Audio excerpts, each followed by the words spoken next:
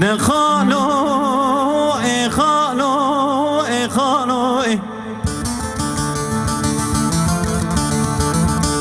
ده چمه چتله و چمکی سار خالو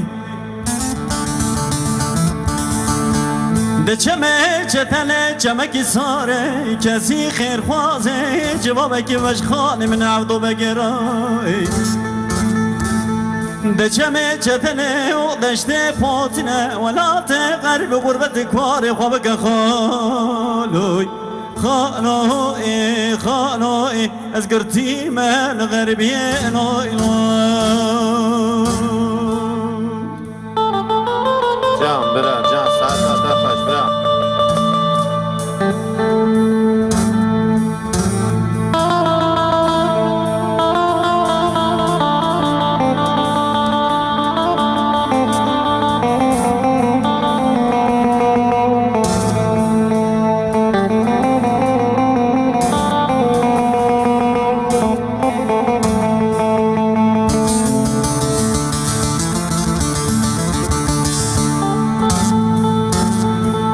ده خالو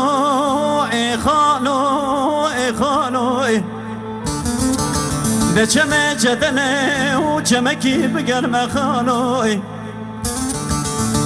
ده چمه جدنه چمکی بگرم و اسکر رامه دستم خستن کلب چه دابره مدانه رگاگران از زانم کداد چون بله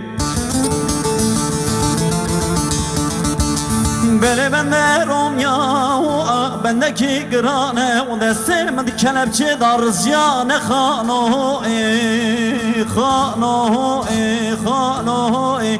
از گرتی من غربیه نو اینا